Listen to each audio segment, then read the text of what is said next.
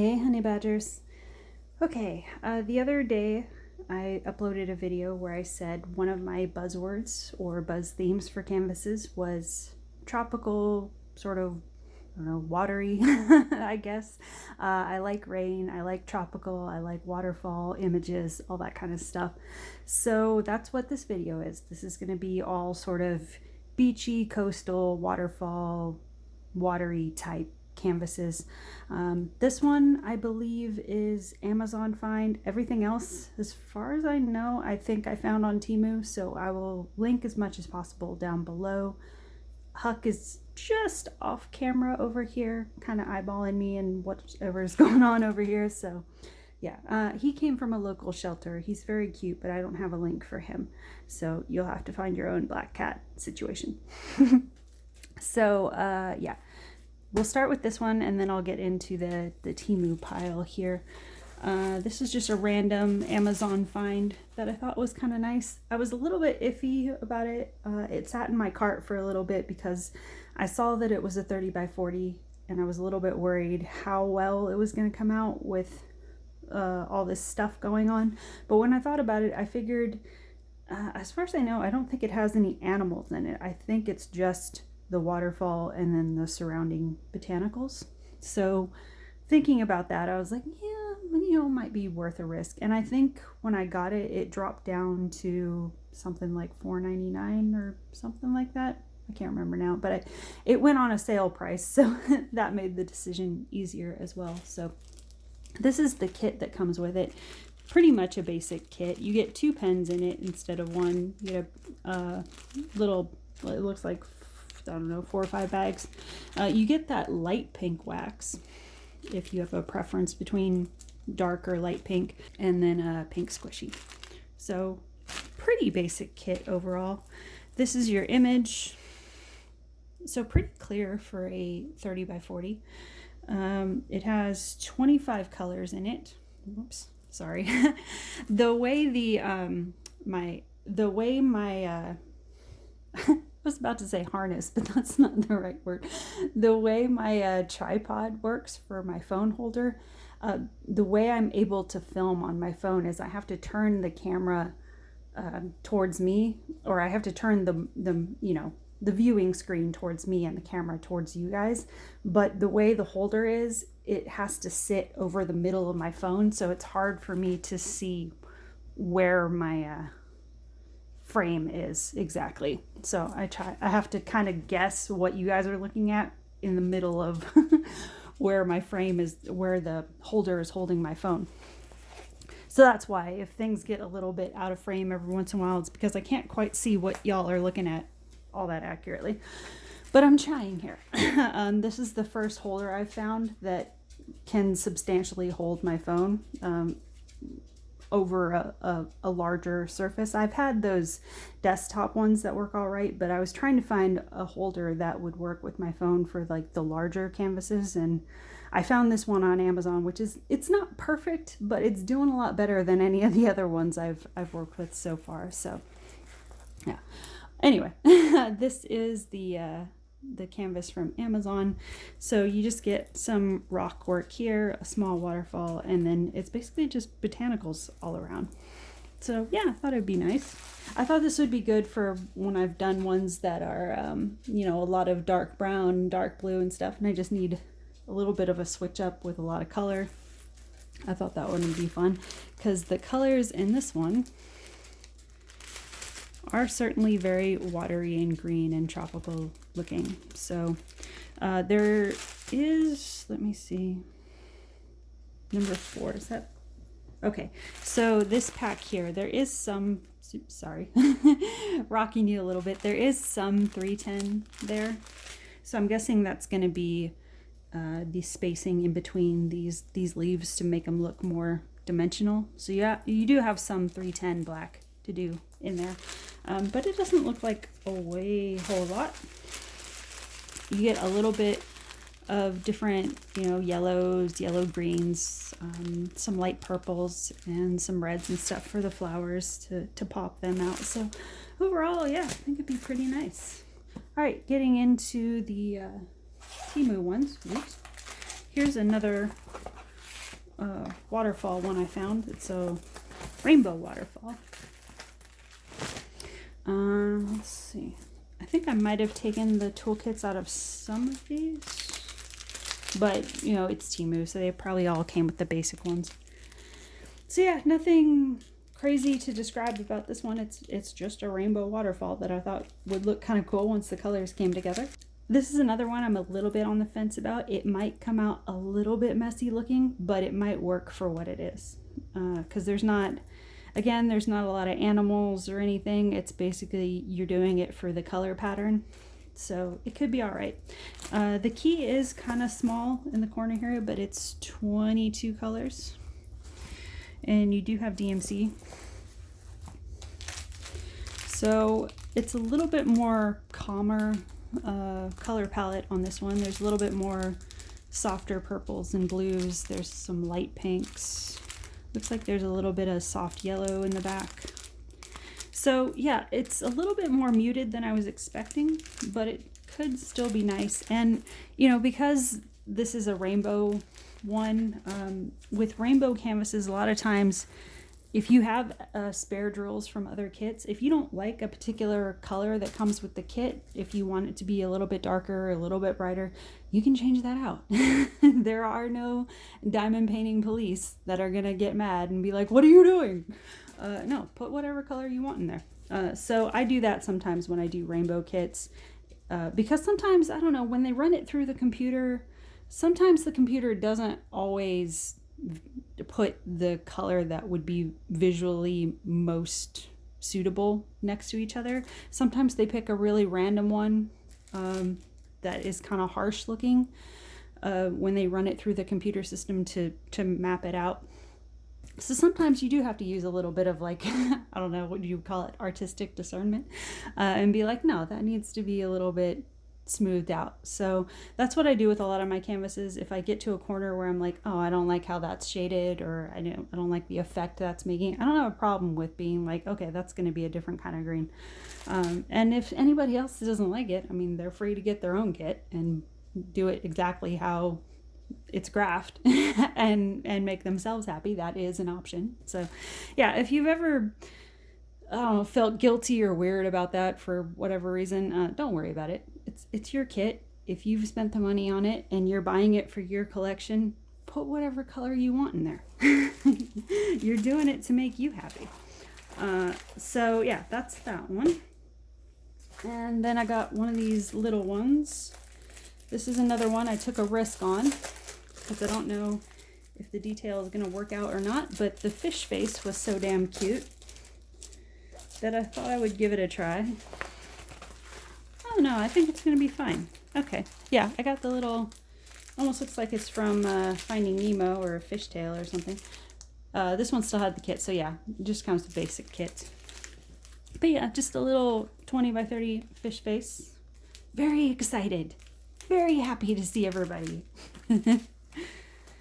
So a little bit close up on that. Yeah, for a 20 by 30, the detail is really nice on this one. There are 18 colors in this one. But yeah, look how happy they look. They're like, oh man, I'm so glad you came. All right. The colors are a little bit squished in this pack, I guess because it was 20 by 30, so they had to make it fit all right. But yeah, a lot of yellows, a lot of blues, as you can imagine, some pops of orange. And then there's a little bit of 3865 in the white to make that band there. But mostly blues and greens and a little bit of purple. So there's that one. And then I got a partial.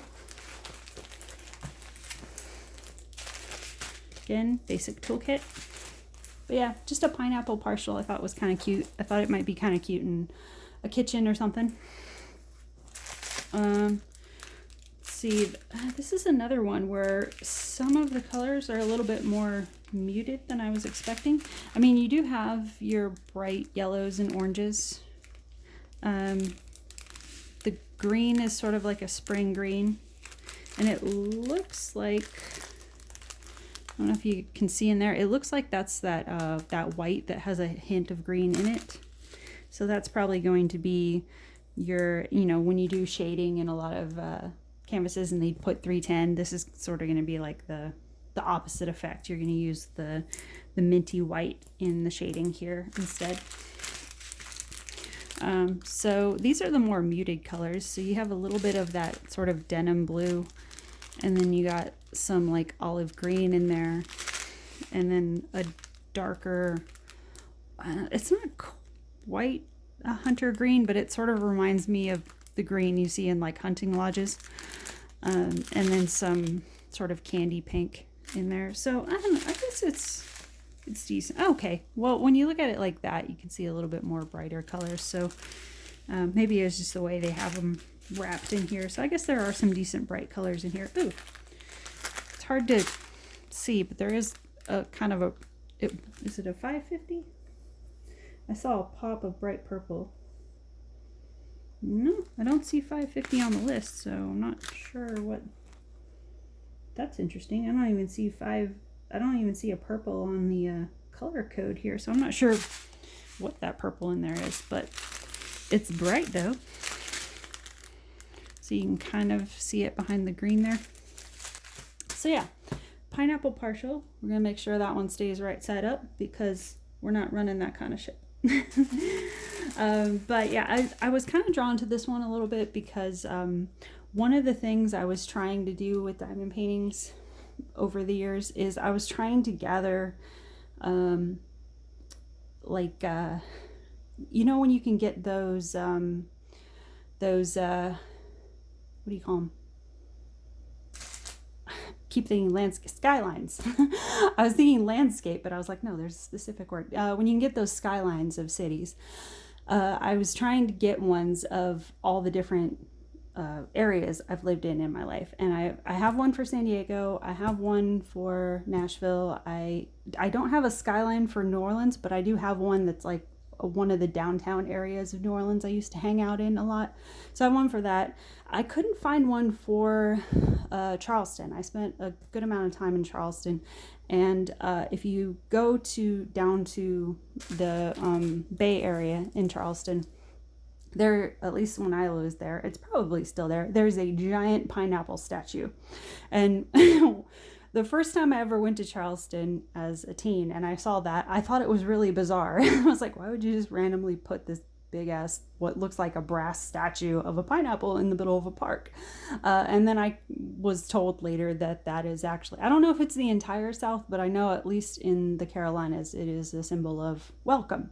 If you see a pineapple right side up. If it's upside down, it's a different kind of welcome. And like I said, we don't run that kind of ship here.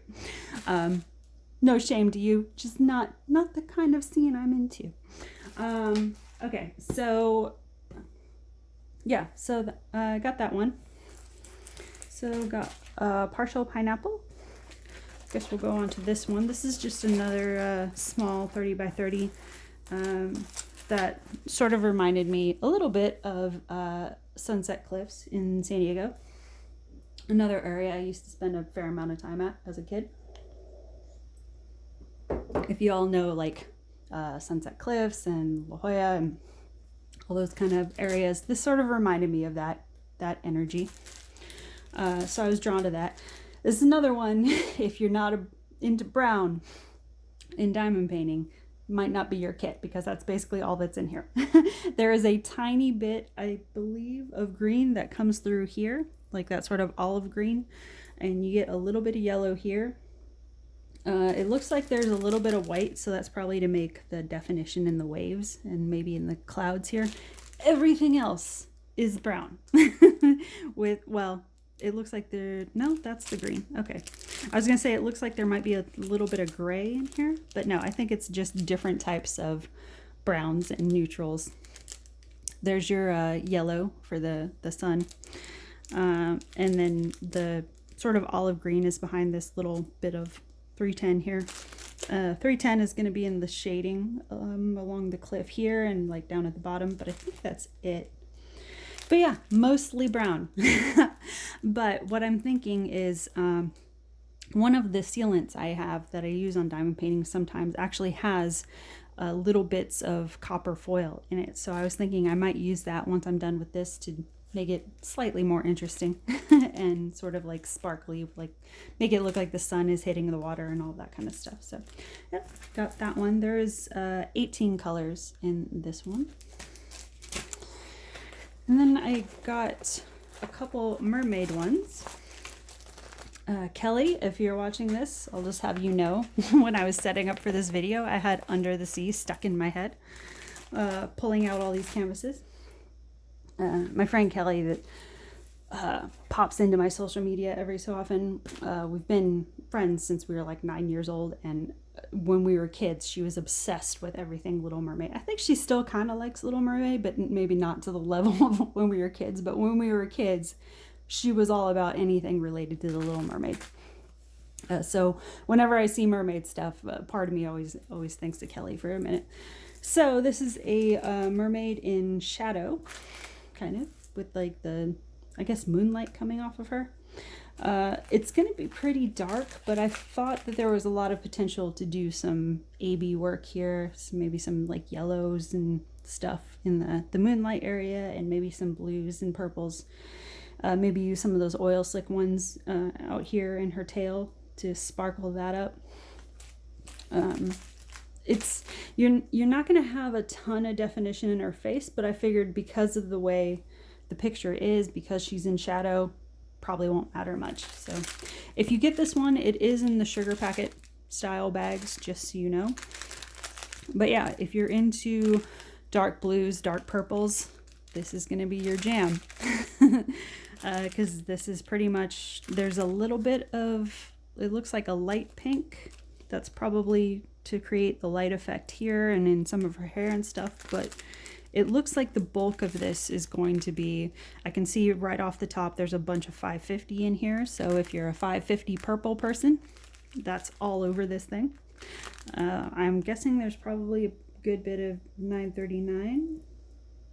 Oh, surprisingly, there's not 939 in this. There is 823 blue, but not 939.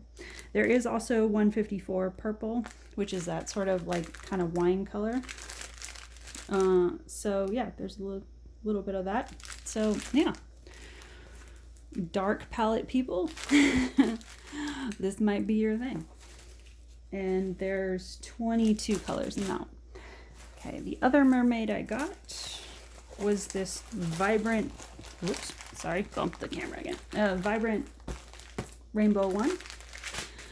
Another one where you might lose a little bit of detail in her face, but it might come out all right. I don't think it'll be too bad. I'm guessing whatever is going on over here, just from my experience with other canvases that are kind of like this, I'm guessing whatever is up here might be a little bit harsh for what they plotted, but it looks like there's only like 3 drills that go up there.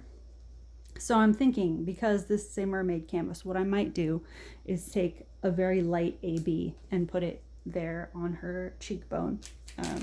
Because just with my experience doing some of these canvases, a lot of times when you see something like that, it's usually a color like this or something they want you to put in the face, and it just looks random and out of place. So a lot of times when I get that, I'll use a very light pink or a white AB or something on a cheekbone to just soften it, or I'll just go into my stash of neutrals that I have left over from different kits and try to make a skin tone that looks more natural or appropriate for the image or whatever, just so it doesn't look like they just randomly had paint color splattered on their face.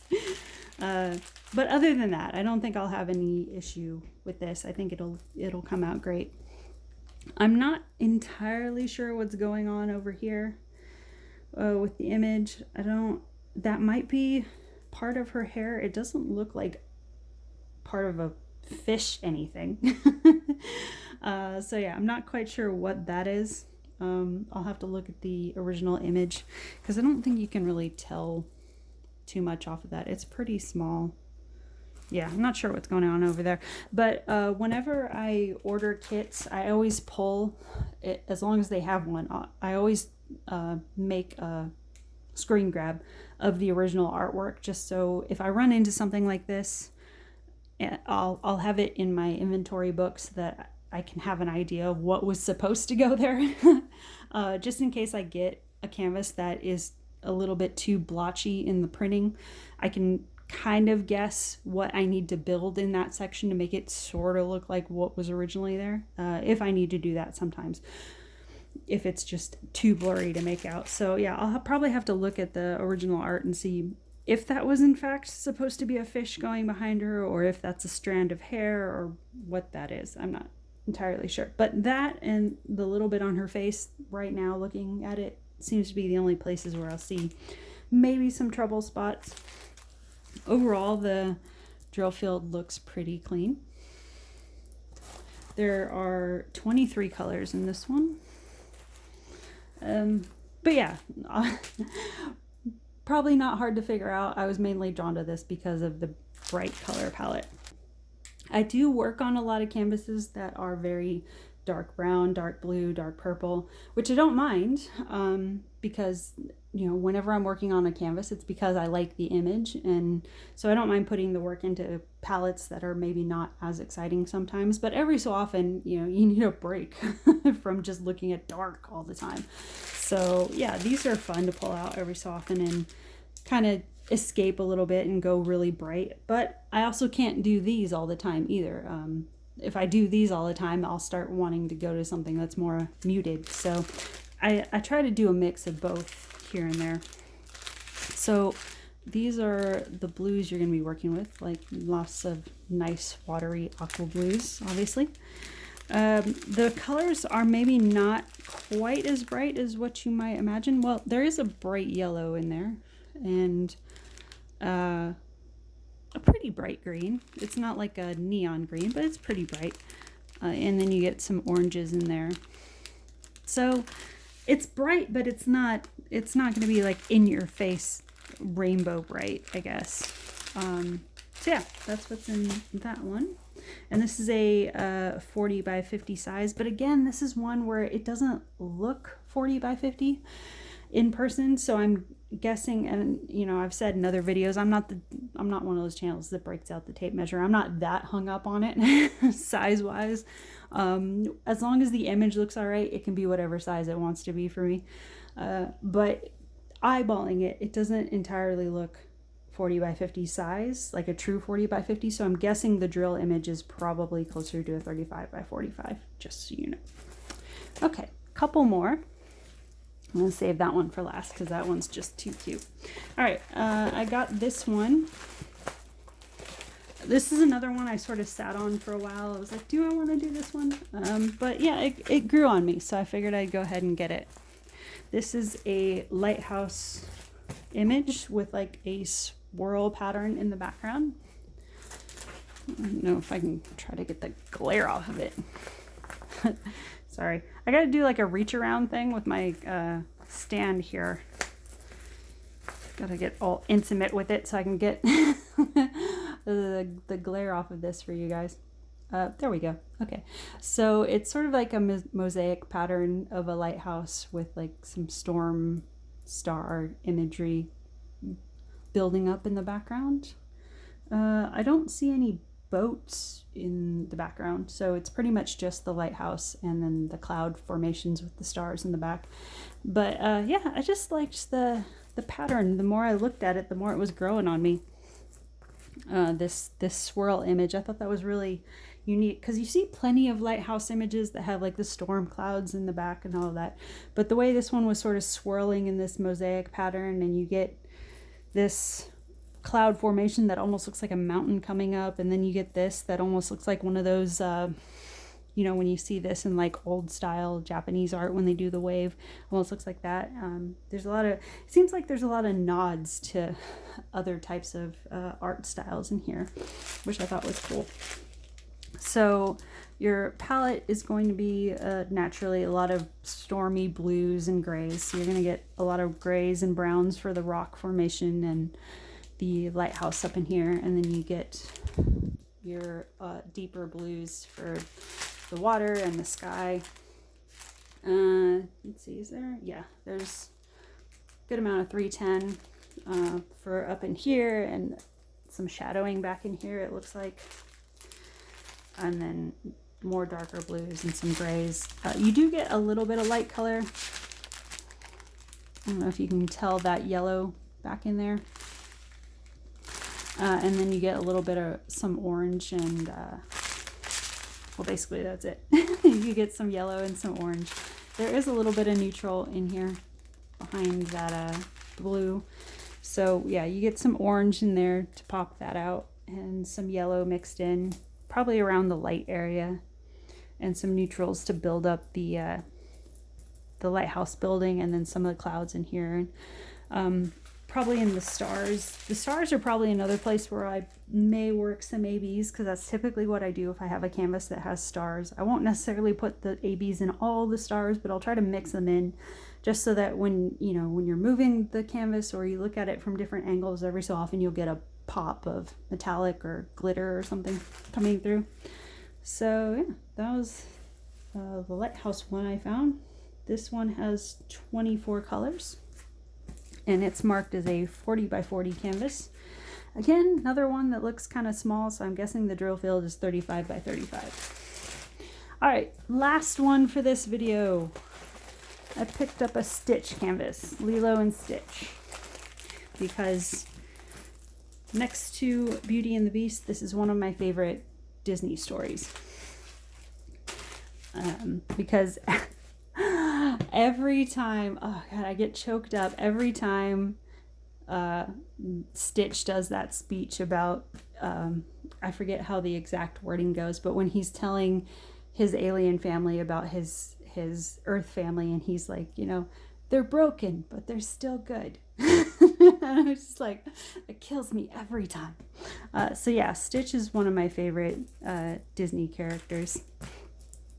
And I just thought this one was really sweet. And, I mentioned that I'm a sucker for a good rain print. And this one, I just loved that, Lilo's coming out and having a chat with him in the rain, and probably trying to coax him back inside, and talk about important things and all that. But I loved this imagery of the sort of street scene and her print and the flower and all that. And it's also a little bit special for me because I haven't been to Hawaii myself, but it is where my grandparents met and fell in love during World War II. They were one of those stories. So I do feel like a little bit of closeness because without my grandparents meeting and falling in love in Hawaii during the war, I wouldn't have got here. So yeah, I do love that.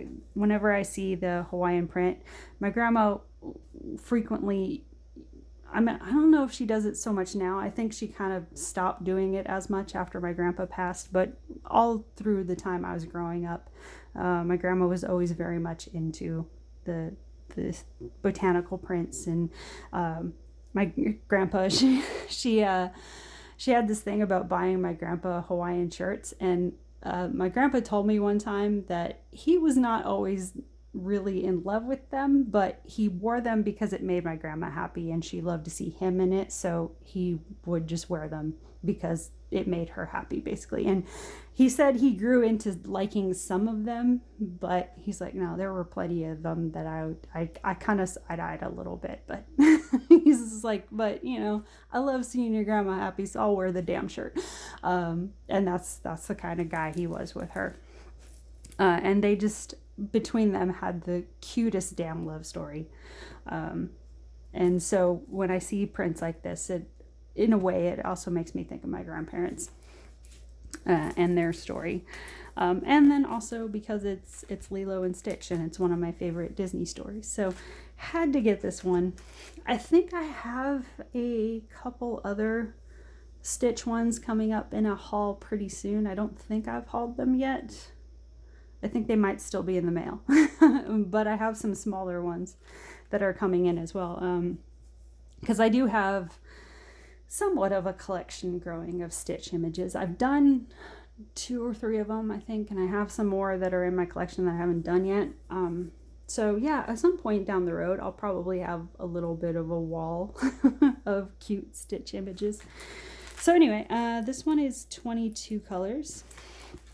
And again, I'll try to get the glare off of it so you can see better. But yeah, it's just Lilo having a conversation with Stitch in the rain, holding an umbrella. They're both very invested in whatever they're talking about. And her outfit is just really cute and bright and fun. I like all the detail in the stone path as well, and you get to see like the terracotta pots in the background, and even kind of blurred out, there's still a fair amount of detail that comes through, which I thought was nice. So I thought even in the sort of blurred shading, you were going to get some nice color variation.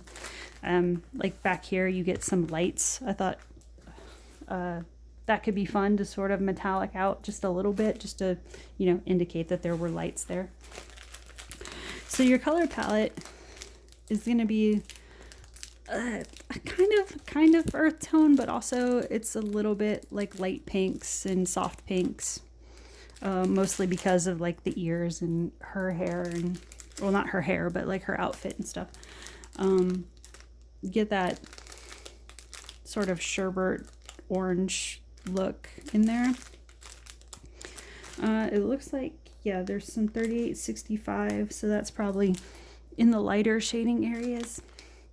A lot of times with rain scenes as well, because raindrops are actually kind of hard to replicate in diamond painting, to make them look right. A lot of times that's another place where I'll use like soft silver metallics, because for me that sort of is one of the closest ways I can get to mimicking the shimmer of a raindrop. So a lot of times if I have a rain scene, I'll use like the soft silver metallics on top of the umbrella mixed into the natural color it's supposed to be, or I'll put it in a window or something like that. Just so, again, when you get that effect of either picking it up and moving the canvas or looking at it from a different angle, you can get that little bit of glimmer. So it sort of makes that effect. It's not perfect, but, you know, like I said, it's hard to perfectly replicate diamond painting technique. So that's one of the ways I can get as close as possible. So this one, you know, obviously it doesn't come with any ABs, but that's one trick I thought I would mention if you do rain scenes. That's one thing I use is the metallics from, like, when I mentioned in the video recently when I got the metallics for the Diamond Dots kits, which I'll try to remember to link again down below if you want to use that.